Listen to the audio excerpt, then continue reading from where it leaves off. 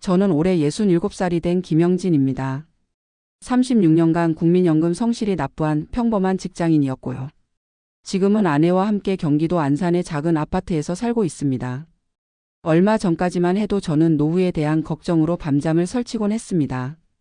퇴직금은 자녀 교육과 결혼 자금으로 거의 소진했고 남은 건 국민연금 180만 원과 작은 아파트 한 채뿐이었거든요. 그런데 지금은 다릅니다.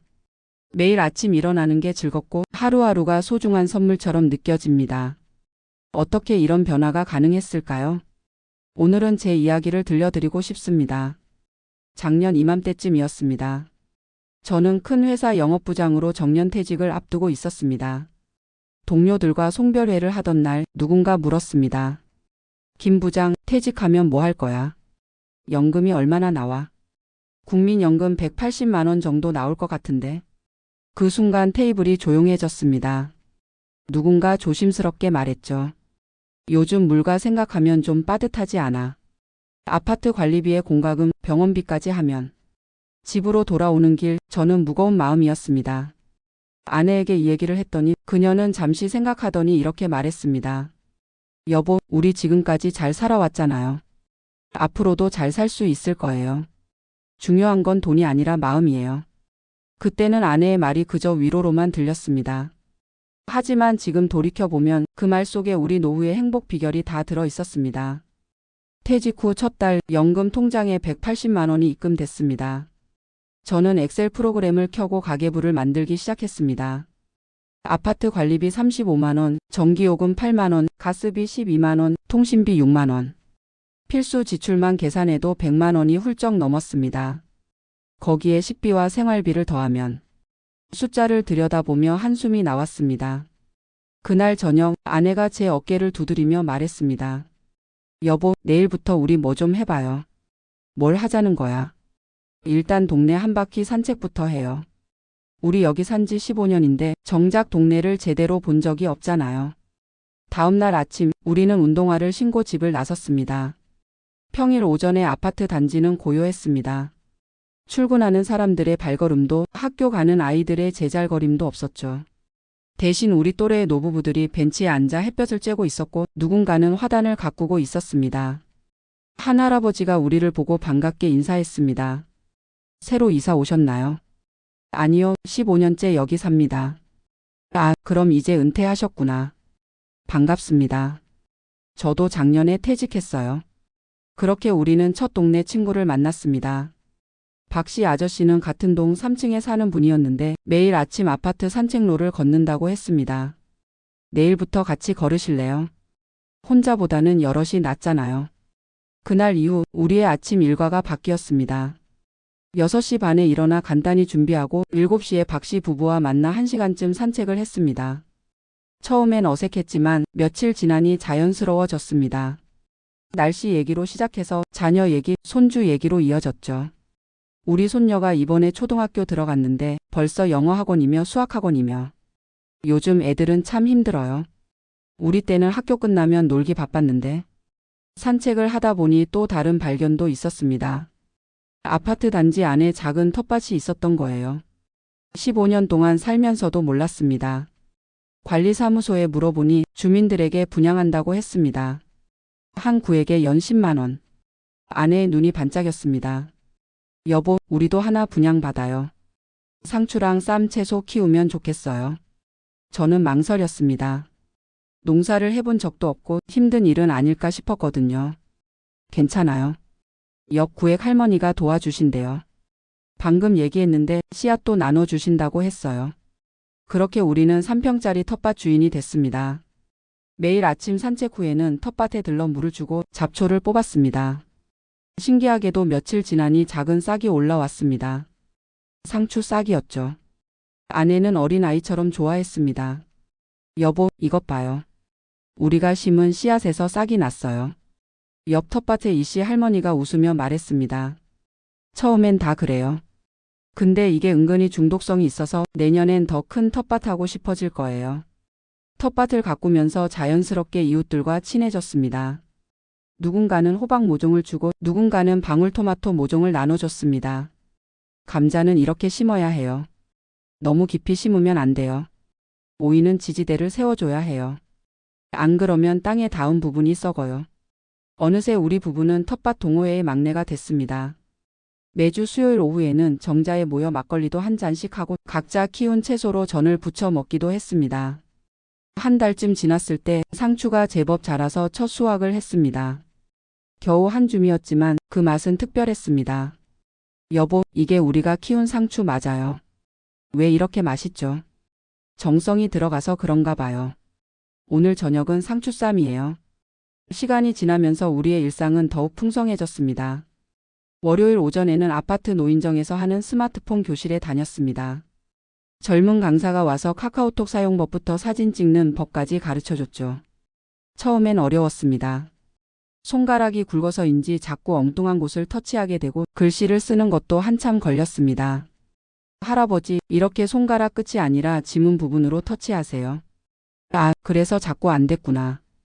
2달쯤 배우니 이제는 카톡으로 사진도 보내고 영상통화도 할 수 있게 됐습니다. 딸아이가 깜짝 놀랐죠. 아빠, 이거 아빠가 보낸 거 맞아? 상추 사진이랑 텃밭 사진. 와, 잘 찍으셨네. 스마트폰 교실에서 배웠지. 이제 너희들 사진도 자주 보내라. 아빠가 다 볼 수 있으니까. 수요일에는 구청에서 운영하는 실버 요가 교실에 갔습니다. 처음엔 아내만 가려고 했는데 강사 선생님이 부부가 함께하면 더 좋다고 해서 같이 다니게 됐습니다. 자, 숨을 깊게 들이쉬고 천천히 내쉬세요. 몸이 딱딱한 분들은 무리하지 마시고 할 수 있는 만큼만 하세요. 다리를 뻗는 것도 허리를 굽히는 것도 쉽지 않았습니다. 하지만 1달, 2달 하다 보니 조금씩 유연해졌습니다. 무엇보다 좋았던 건 아내와 함께하는 시간이었습니다. 직장 다닐 때는 늘 바빴고 주말에도 피곤해서 각자 쉬기 바빴는데 이제는 하루 종일 함께였습니다. 여보, 우리 결혼한 지 40년인데 이렇게 많은 시간을 함께 보낸 적이 있었나요? 그러게요. 신혼 때보다 지금이 더 좋은 것 같아요. 금요일 오후에는 동네 도서관에 갔습니다. 책을 빌려서 집에서 읽기도 하고 때로는 도서관 열람실에서 신문도 봤습니다. 도서관 사서 선생님이 추천해준 책들도 읽었습니다. 주로 에세이나 여행기였는데 읽다 보면 마음이 따뜻해졌습니다. 이 책 좋네요. 70대 부부가 캠핑카 타고 전국 일주한 이야기예요. 우리도 언젠가 그런 여행 해볼까요? 당장은 어렵겠지만 조금씩 저축하면 가능할 거예요. 주말에는 더 특별한 일정이 있었습니다. 토요일 오전에는 작은 딸 네 집에 가서 손주들을 봤습니다. 7살, 5살 손녀들이 할아버지, 할머니를 기다리고 있었죠. 할아버지, 할머니, 우리 오늘 뭐해요? 할아버지가 텃밭에서 딴 방울토마토 가져왔어. 같이 씻어서 먹을까? 손녀들과 노는 시간은 특별했습니다. 힘들기도 했지만 아이들의 웃음소리를 들으면 모든 피로가 사라졌습니다. 일요일에는 교회에 갔습니다. 젊을 때는 바빠서 못 갔는데 은퇴 후에는 매주 빠지지 않고 출석했습니다. 교회에서도 좋은 사람들을 만났습니다. 특히 우리 또래의 성도들과는 금세 친해졌죠. 예배 후에는 함께 점심을 먹으며 이야기꽃을 피웠습니다. 김 집사님도 최근에 은퇴하셨다면서요. 네, 작년에 퇴직했습니다. 지금은 적응 중이에요. 처음엔 다들 그래요. 하지만 시간이 지나면 오히려 직장 다닐 때보다 더 바빠질 거예요. 정말 그랬습니다. 은퇴 초기에는 시간이 남아돌 것 같았는데 어느새 일주일이 빼곡하게 채워졌습니다. 월요일 스마트폰 교실, 화요일 텃밭 가꾸기, 수요일 요가 교실, 목요일 도서관, 금요일 장보기, 토요일 손주 돌보기, 일요일 교회. 그러던 어느 날 아내가 가계부를 들고 와서 보여줬습니다. 여보, 이번 달 지출 내역 좀 보세요. 걱정스러운 마음으로 들여다봤는데 놀라운 일이 벌어졌습니다. 총 지출이 150만 원 정도였던 거예요. 어떻게 이렇게 줄었지? 텃밭에서 키운 채소들 덕분에 장보기 비용이 많이 줄었어요. 그리고 외식도 거의 안 했잖아요. 집밥이 제일 맛있으니까. 게다가 교통비도 거의 들지 않았습니다. 대부분의 활동이 도보로 가능한 거리에 있었거든요. 문화생활비도 줄었습니다. 도서관에서 책을 빌려 읽고 무료 강좌들을 이용했으니까요. 건강해지니까 병원 갈 일도 줄었어요. 요가 덕분에 허리 통증도 많이 나아졌고요. 정말 그랬습니다. 규칙적인 운동과 신선한 채소를 먹으니 건강이 좋아졌습니다. 혈압약 용량도 줄었고 소화제를 먹을 일도 없어졌죠. 무엇보다 마음이 편안해졌습니다. 돈에 대한 걱정, 미래에 대한 불안이 사라지고 현재에 충실하게 됐습니다. 어느 가을날 텃밭에서 배추를 수확하던 중이었습니다. 이웃 할머니가 김장 담그는 법을 가르쳐주고 있었죠. 배추는 이렇게 거짚을 떼고 속이 꽉 찬 것을 골라야 해요. 올해는 풍년이네요. 그때 박씨 아저씨가 막걸리를 들고 왔습니다. 수고했으니 한 잔씩 하고 쉬어요. 안주는 방금 뽑은 무로 하고. 정자에 둘러앉아 막걸리를 마시며 우리는 서로의 수확물을 자랑했습니다. 누군가는 호박을, 누군가는 고구마를 가져왔죠. 이만하면 성공적인 농사 아닌가요?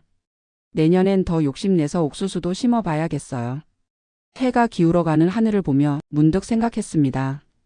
이것이 바로 행복이 아닐까 하고요. 거창한 것이 아니었습니다.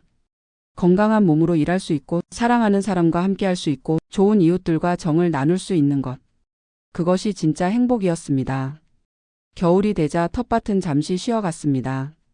대신 실내 활동이 늘었죠. 아파트 주민센터에서 하는 바둑 교실에 등록했습니다. 처음엔 규칙도 몰랐는데 차츰 실력이 늘었습니다. 어느 날은 아내와 집에서 바둑을 두기도 했죠.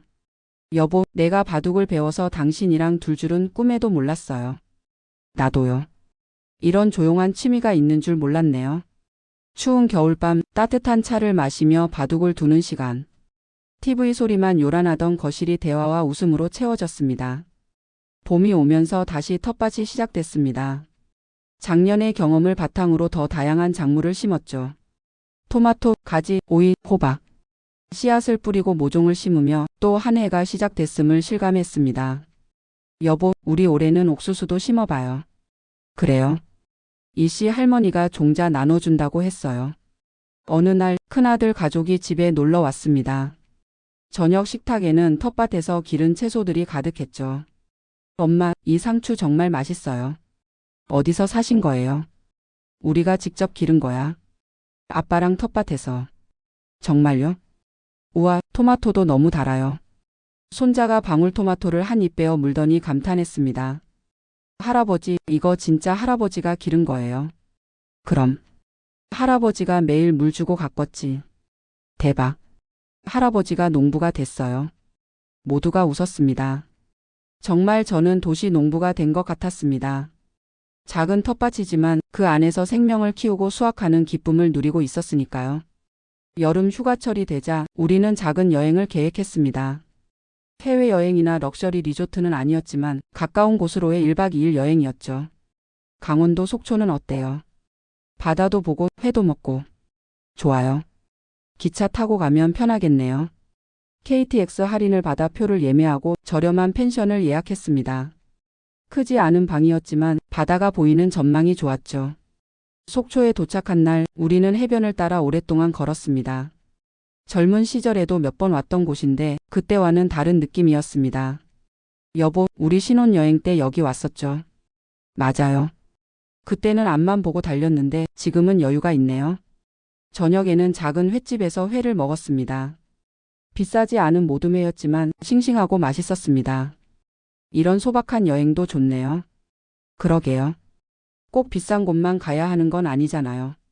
다음 날 아침 일출을 보러 해변에 나갔습니다. 붉은 해가 바다 위로 떠오르는 모습을 보며 우리는 손을 잡고 있었습니다. 여보, 고마워요. 뭐가요? 그냥 같이 있어줘서. 건강하게 함께 늙어가줘서. 아내도 제 손을 꼭 잡았습니다. 여행에서 돌아온 후 일상은 다시 계속됐습니다. 하지만 이제 그 일상이 특별하게 느껴졌습니다. 매일 아침 일어나 함께 산책하고 텃밭을 가꾸고 이웃들과 인사하고 저녁에는 함께 차를 마시는 것. 그 모든 것이 소중한 시간이었습니다. 가을이 되어 수확의 계절이 왔습니다. 올해는 작년보다 더 풍성했죠. 고구마를 캐는 날 이웃들이 모두 나와 도와줬습니다. 김 선생님, 올해 고구마 대박이네요. 다들 도와주신 덕분이에요. 넉넉히 나눠 가져가세요. 커다란 고구마를 들어 보이며 모두가 환하게 웃었습니다. 수확한 고구마는 이웃들과 나눠 가졌고 일부는 자녀들에게도 보냈습니다. 아빠, 고구마 잘 받았어요. 정말 맛있던데요. 아이들이 할아버지 고구마라고 더 잘 먹어요. 딸의 전화를 받으며 뿌듯했습니다. 돈으로 살 수 없는 것을 줄 수 있다는 게 기뻤죠. 어느덧 1년이 지났습니다. 은퇴 후 처음 맞는 연말이었죠. 교회에서는 송년 모임이 있었고 텃밭 동호회에서도 작은 파티를 했습니다. 올 한 해 수고하셨습니다. 건강하게 내년에도 만나요. 모두가 잔을 들어 건배했습니다. 1년 전에 걱정과 불안은 온데간데 없었죠. 집으로 돌아와 아내와 마주 앉았습니다. 거실 탁자 위에는 오래 찍은 사진들이 놓여 있었습니다. 텃밭에서 찍은 사진, 손주들과 찍은 사진, 여행지에서 찍은 사진. 여보, 우리 참 많은 일을 했네요. 정말요? 언제 이렇게 많은 추억을 만들었죠. 한 장 한 장 넘기며 올해를 돌아봤습니다. 큰 돈을 쓴 것도 아니고 특별한 일을 한 것도 아니었지만 충만한 한 해였습니다. 180만 원으로도 이렇게 행복할 수 있다니. 돈이 적어도 마음이 풍요로우면 되는 거예요. 아내의 말이 맞았습니다. 은퇴 초기의 불안과 걱정은 기우였죠. 중요한 건 얼마를 버느냐가 아니라 어떻게 사느냐였습니다. 새해가 밝았습니다. 올해로 68세, 아내는 65세가 됐죠. 여전히 우리의 연금은 180만 원이지만 이제는 그것이 부족하게 느껴지지 않습니다. 오히려 감사한 마음이 큽니다. 건강하게 함께 늙어갈 수 있고 좋은 이웃들과 정을 나눌 수 있고 소소한 일상의 기쁨을 누릴 수 있으니까요. 며칠 전 또 다른 이웃이 은퇴했다고 인사를 왔습니다. 불안한 표정으로 앞으로 어떻게 살아야 할지 모르겠다고 했죠. 저는 그에게 말했습니다. 처음엔 다들 그래요. 하지만 곧 알게 될 거예요. 은퇴가 끝이 아니라 새로운 시작이라는 걸. 연금이 적은데 괜찮을까요? 저도 180만 원으로 시작했어요. 하지만 지금은 그 어느 때보다 행복해요. 비결은 간단해요. 가진 것에 감사하고 현재를 즐기는 거예요. 그는 고개를 끄덕이며 돌아갔습니다. 아마 그도 곧 알게 될 거예요. 진정한 행복은 많이 가지는 것이 아니라 가진 것을 소중히 여기는 마음에서 온다는 것을. 오늘도 우리의 하루는 평범하게 시작됐습니다.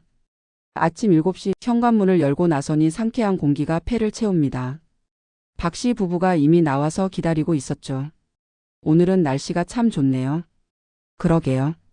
이런 날은 조금 더 걸어도 좋겠어요. 산책로를 걸으며 우리는 이런저런 이야기를 나눕니다. 어제 본 TV 프로그램 얘기, 장 볼 때 본 물가 얘기, 손주들 자랑. 평범한 대화지만 그 속에 따뜻한 정이 흐릅니다.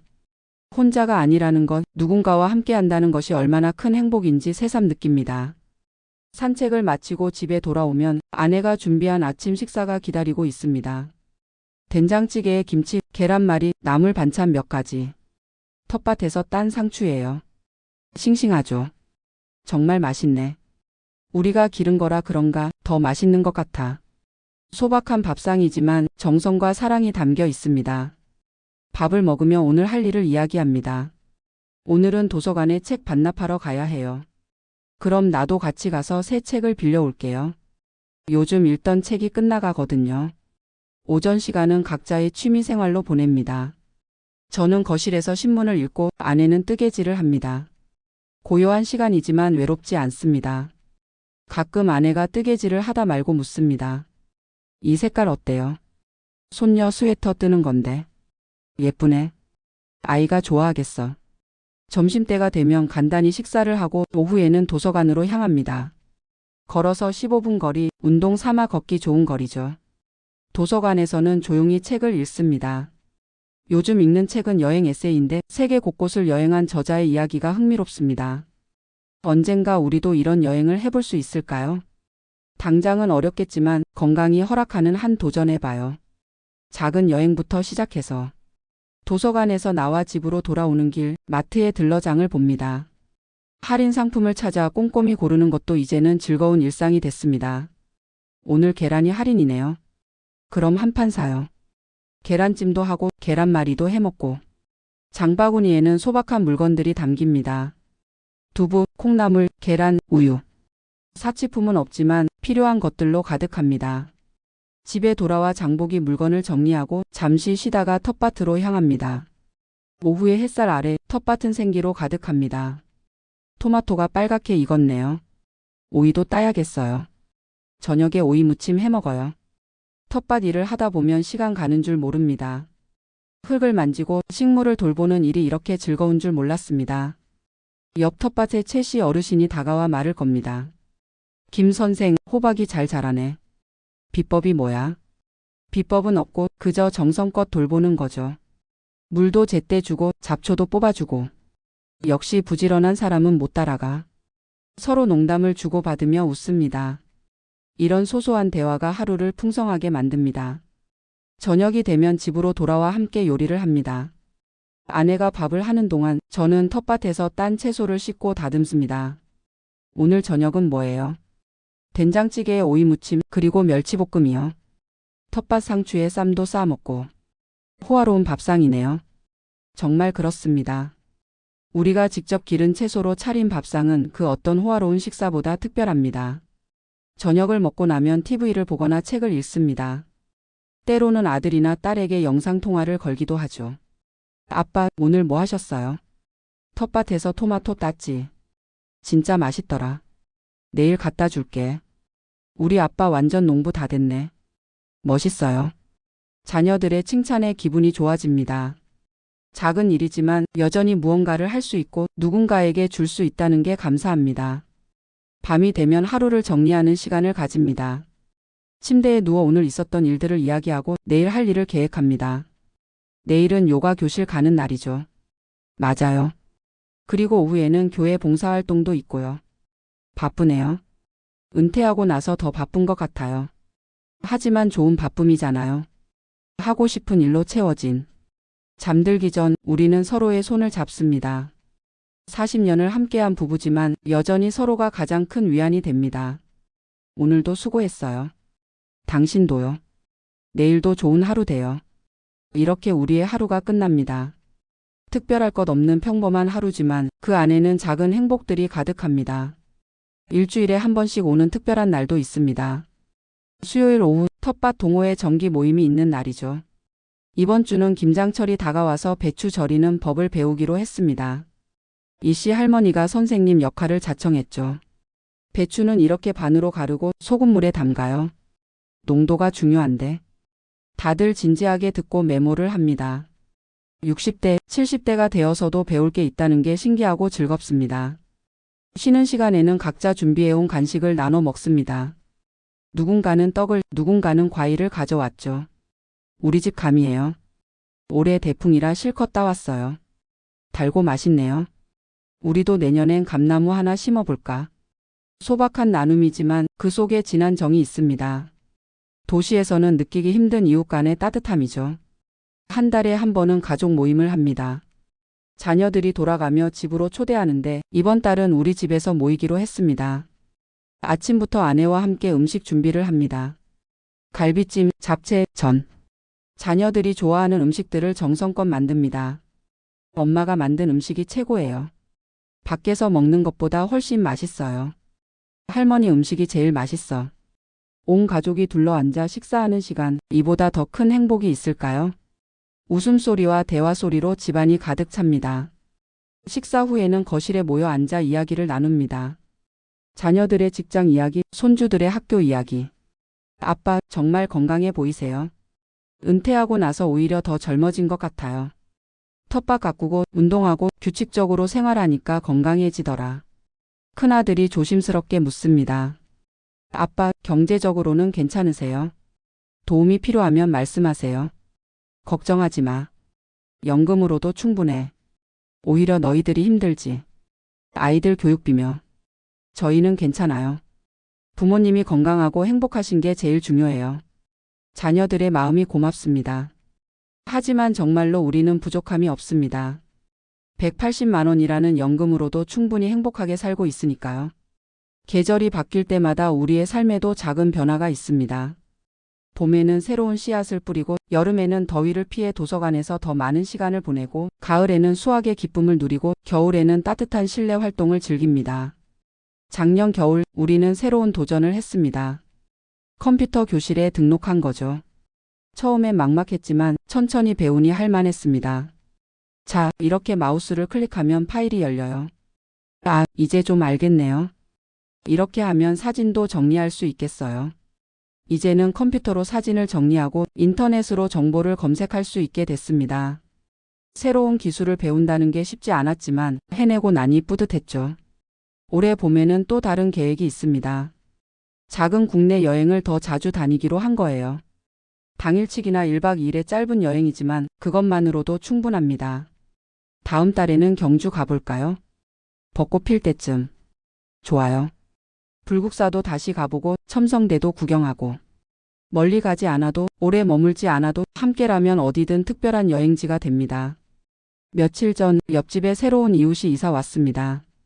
60대 초반의 부부인데 남편이 최근에 은퇴했다고 하더군요. 인사를 나누며 이야기를 들어보니 우리와 비슷한 상황이었습니다. 연금이 많지 않아 걱정이라고 했죠. 제가 말했습니다. 처음엔 다들 그렇게 생각해요.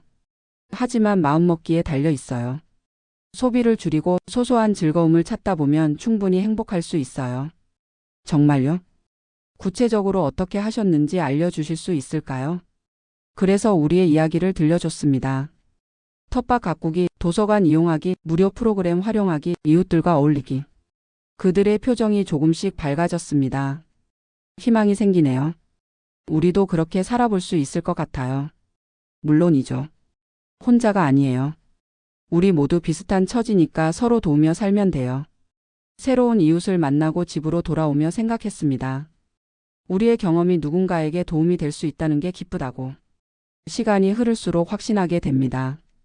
행복은 돈의 액수가 아니라 삶을 대하는 태도에 달려 있다는 것을. 매일 감사할 일을 찾고 작은 것에서 기쁨을 느끼고 사랑하는 사람들과 시간을 보내고 건강을 돌보고 계속해서 배우고 성장하려 노력한다면 그것이 진정한 부자의 삶이 아닐까요? 우리는 180만 원의 연금으로 살아갑니다. 하지만 우리의 삶은 그 어느 때보다 풍요롭습니다. 건강한 몸, 사랑하는 가족, 좋은 이웃, 소소한 취미, 배움의 기쁨. 이 모든 것이 우리를 행복하게 만듭니다. 저녁 무렵 텃밭에서 일을 마치고 집으로 돌아오는 길. 노을이 지는 하늘을 보며 아내가 말합니다. 여보, 참 좋은 하루였어요. 정말 그래요. 내일도 이렇게 좋은 날이면 좋겠네요. 그럼요. 우리가 함께 있으니까 매일이 좋은 날이에요. 손을 잡고 걸으며 우리는 미소를 짓습니다. 내일도, 모레도, 그 다음 날도 우리에게는 소중한 하루가 될 거라는 걸 알기에. 이것이 우리의 이야기입니다. 180만 원으로 시작한 은퇴 생활, 하지만 그 어떤 때보다 행복한 노후. 혹시 은퇴를 앞두고 계신가요? 연금이 적어서 걱정이신가요? 저는 당신에게 말하고 싶습니다. 걱정하지 마세요. 중요한 건 얼마를 가졌느냐가 아니라 어떻게 살아가느냐입니다. 마음을 열고 현재를 즐기고 감사하는 마음으로 살아간다면 당신도 충분히 행복한 노후를 보낼 수 있을 거예요. 우리가 그랬던 것처럼.